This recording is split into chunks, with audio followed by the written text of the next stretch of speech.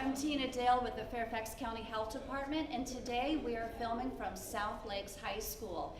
We are here today to talk about sleep. We all know how important it is to get a good night rest, but it actually does impact academic performance.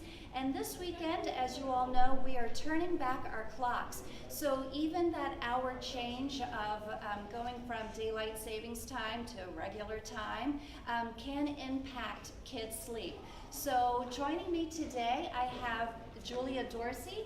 Julia is our school public health nurse with the Fairfax County Health Department. Also joining me is Jennifer Spears. Jennifer is with the Fairfax County Public Schools, and she is the mental wellness specialist.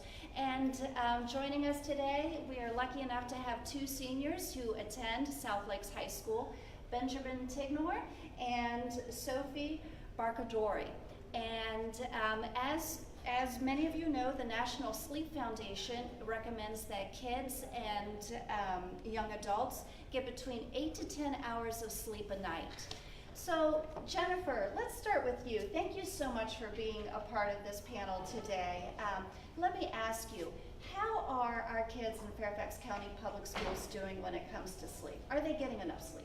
Well, we know from our most recent Fairfax County Youth Survey that most of our middle and high school students are not getting the recommended amounts of sleep. So, for instance, 8th graders report about half are getting 8 or more hours of sleep, but by 10th grade that drops to about 25% of students reporting that they're getting that recommended amount. And by 12th grade it drops all the way to 17%, or about one out of every 6 of our seniors report getting that recommended amount of sleep. Wow, so our kids are not getting enough sleep. Right. All right, so Julia, talk to us from a medical perspective. What are the impacts of not getting enough sleep? What are the impacts on the body? Okay, well, during sleep, our bodies release hormones that stimulate growth, increase our muscle mass, and help our bodies to repair cells and tissues. Sleep impacts the balance of hormones in our body that affect whether we feel hungry or full. So if you're not getting enough sleep, you're more likely to feel hungry, which would make you more likely to consume more calories, and also will increase your craving for high-fat, high-sugar foods like cakes, cookies, chips. When you are sleep deprived, you're also affected in terms of it making the body feel more enjoyable to eat, which would make you eat more as well. So this may be why it's linked to an increased risk for obesity. In fact, the Heart, Lung, and Blood Institute cited a study in which for every hour of sleep that teens lost, they were at increased risk for obesity. And is there any chance we can make up that sleep during the weekend? Well, making up sleep hours that are lost during the week on the weekend is a great idea in theory, but how you go about it is what matters. So if you think you can stay up late on the weekends and then just sleep extra late in the morning to make up those hours, what you're actually doing is you're affecting your body's circadian rhythm, so the body's sleep schedule. So what happens is when the school week rolls around and you need to go to bed early again, you can't because you don't feel drowsy. So you end up staying up later, and then you still have to get up early the next morning, so you end up starting the week already being sleep deprived. So a better idea is to use the weekend to catch up on sleep, but go to bed extra early on the weekend and then get up at your normal time, thereby making up those hours that you've lost. Sleep, lack of sleep is also a risk for type 2 diabetes. Chronic sleep deprivation actually affects us because sleep affects how we process glucose. So if you're sleep deprived, you're more likely to have a higher blood glucose level. And if you're tired, you're also more likely to be less physically active. And we know that regular exercise helps control body weight and also helps control your blood sugar. So Benny, you're a high school senior, Sophie. Tell us, How come teens are not getting enough sleep? What's happening with your schedule that really limits the amount of sleep you're able to get? Well, there's a lot of pressures and a lot of factors that go into it, so I'll try to tackle a few of them, and some of them will relate to everybody. For big ones, at least for me, are homework and sports. And those are sort of the school requirements, and also extracurriculars are kind of thrown it back there too.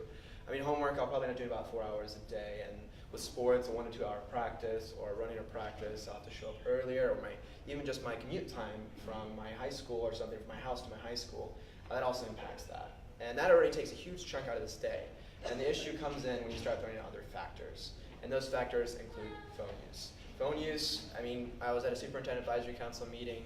They spent about 5 to 6 hours a day on their phone. And these are some of the most distinguished and most productive students in our county. And just those 5 to 6 hours, and you shave off 2 of them and put that into that work or sleep, that's really impactful. Besides that, there's social factors. So your family, or your relationship with other people, or your friends. If you're having friend issues, or your parents are going through separation, that really impacts the way that you can process those tasks, those homework and extracurriculars, and that sort of immediately eats into how much sleep you're getting.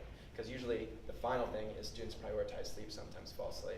And that's really important because you need to be planning ahead and sort of work those time management skills to understand if you work ahead maybe a little bit early in the day, start off right away with that homework, don't let some of those social influences get to you.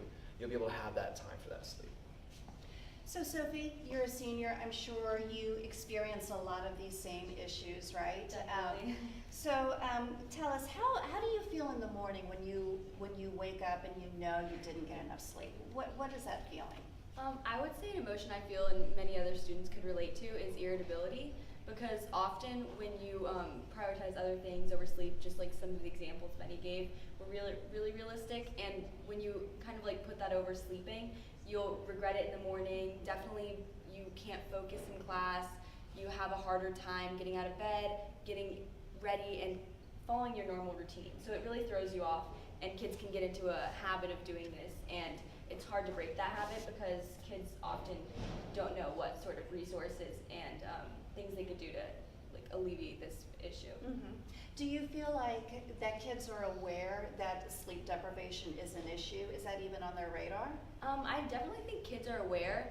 It's more of a matter of how to take that next step. So from awareness to actually doing something about it and taking responsibility. And I think just things like this are very helpful because some of the impacts, once kids are aware of them, it gives them more of a motivation to sort of sleep more and prioritize a good sleep schedule. Yeah, definitely. That comes back to me too. I mean, prioritization, as you said, that's important. So even though I know I won't get enough sleep, and I'm not getting enough sleep, that's for sure, I won't really take those steps, as you said, going from knowing it to taking those action, taking responsibility. Because you'd be surprised, you've got the time in your day.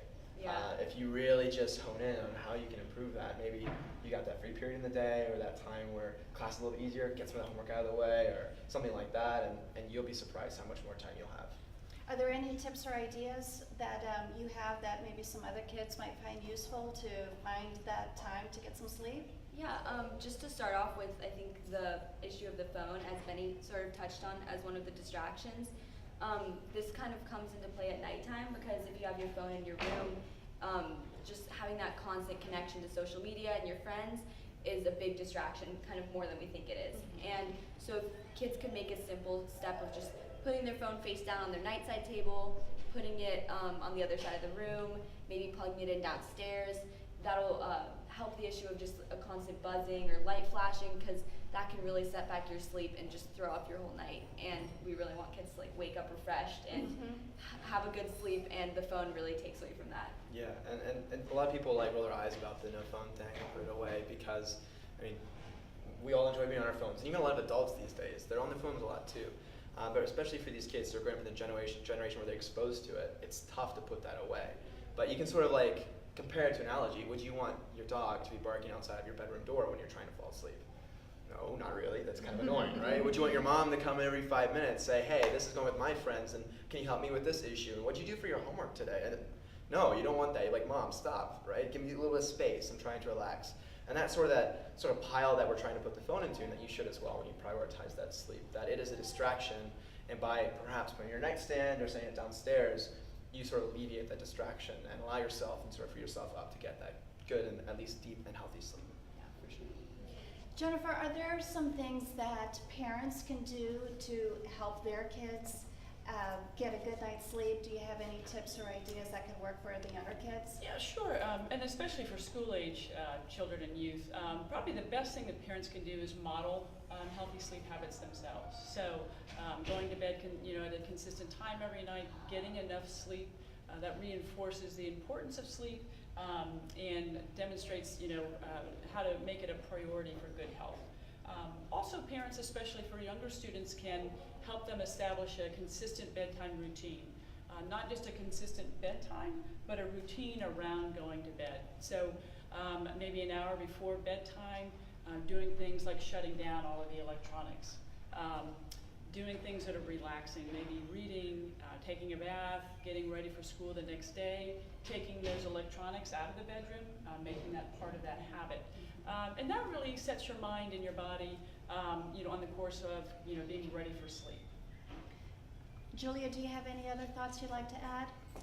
Just that establishing good sleep habits at an early age helps the student throughout life to feel better, eat better, perform better, and learn better.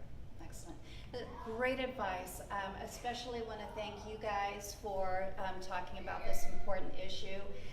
And a shout out to South Lakes High School for sponsoring us today and letting us set up and film directly from school here. If you would like to get more information that Jennifer was talking about, some of the tips that parents can do to encourage our children to get a good night's sleep, we recommend that you go to fcps.edu and search sleep. And there you will also find a link to the Fairfax County Youth Survey that Jennifer spoke about. And if you would like to get more information about the Fairfax County Health Department's School Health Promotion Program, please go to www.fairfaxcounty.gov/health and search for School Health Promotion. And lastly, if you have any ideas or tips that you would like to share with us, we invite you to use the comments section below there and kind of let us know some tips there so we can share those with the other folks. And so again, I'm Tina Dale with the Fairfax County Health Department, and I want to thank you all for tuning in today. Have a good night.